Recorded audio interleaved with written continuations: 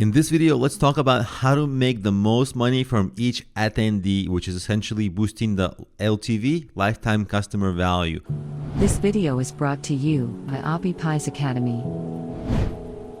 And engagement and quality of your attendees is everything, because one of the best ways to make more money from events is to get people to come for free or for very cheap and discounted prices, get them to like it, and upsell bigger events like conferences, weekend retreats that are really pricey, but that only happens when they love the smaller events. So that's first of all. Also, when you put on really great events, it positions you as a thought leader in your industry, and that builds trust.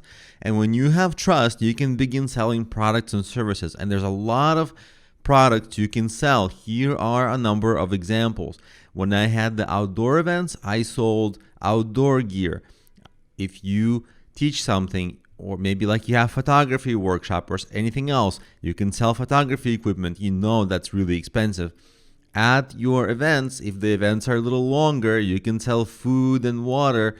And you can also sell merchandise, which is basically t-shirts, hats with your logo on it. But that only happens if people come regularly and love it. So that engagement, that quality really translates to your potential for monetization. And when your event grows, you don't have to sell the food and the water on your own. You can even have somebody come with a concession stand. But that's later. In the beginning, you'll have to do it on your own. In addition to products, you can sell services. You can sell consulting services if you're an expert.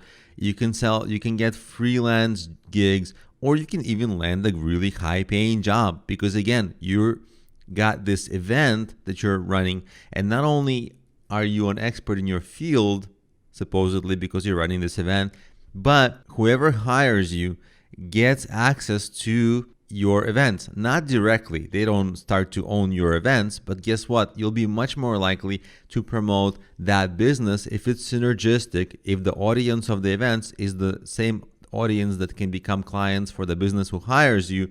You'll be a way better candidate for the job, not to mention that this will give you the opportunity to negotiate a higher pay rate. And if you have a main business that you are running, then of course that allows you to funnel your event attendees to become clients of your main business. So there's a lot of extra ways to make money, not just with ticket sales. Now, a lot of people ask, how do I get event sponsors? Don't chase sponsors early. I know it's hard to resist that, because in the beginning, the financial situation tends to be stressful, and there usually is a big temptation to get money somehow. But how much money are you going to get from a sponsor if you only have like 3 attendees?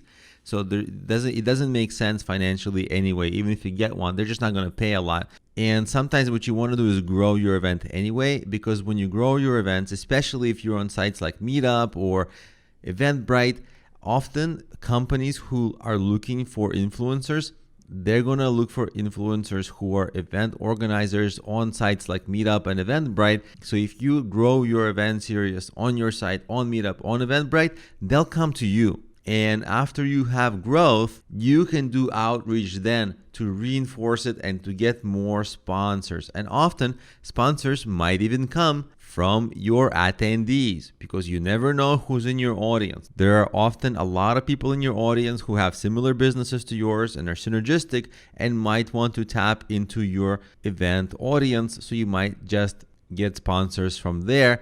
If you announce, hey, we are open to sponsorships, then who knows? Make it known, and you never know who's going to come to you. Also, once you have sponsors, what you can do is give out and hand out event guides and handouts when people first arrive.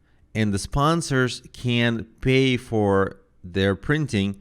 And what's going to happen is, not only are you going to have promotions of your sponsors and of course promotions of your future events, so you're promoting a lot of stuff with these, but you're also going to have helpful information for the attendees. And when they come to the event, they feel more welcome. They know what to do. They know what to expect from the event more. They have kind of maybe a list of the itinerary of the event and everything that's coming up, so they can always look things up. have references to for people and sponsors, like I mentioned, that they can reach out to later so they don't forget about the sponsors, which in turn gives the sponsors more value because more people end up contacting them and the sponsors stay on as sponsors. So these event handouts are very effective.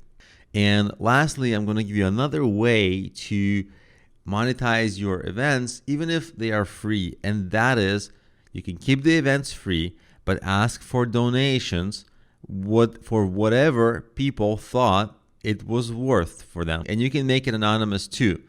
And essentially, you can just have like a tip jar or money jar or whatever.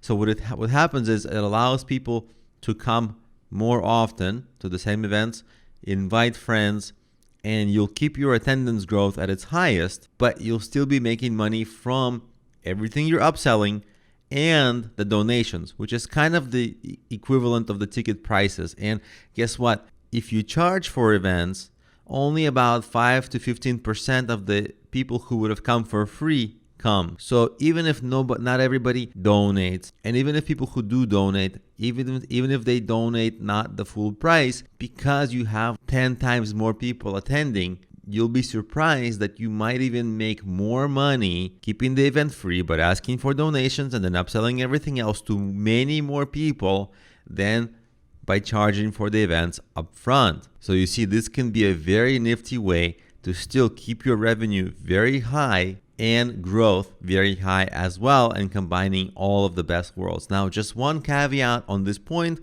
One problem is some people never pay for anything. I remember when I was struggling financially, it would have been extremely hard to get me to pay for anything. So some people like me, like I used to be, you really want to get rid of those people.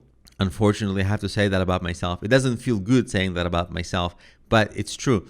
I was not a potential good lead. So there is merit in charging because you immediately get rid of the super freeloaders and you at least know that the people who are in attendance are able to pay. Their wallets are open and their minds are open to paying and spending money. So right away, you immediately have a more premium audiences, even if you charge a little bit. So these are the ways to maximize revenue at your events.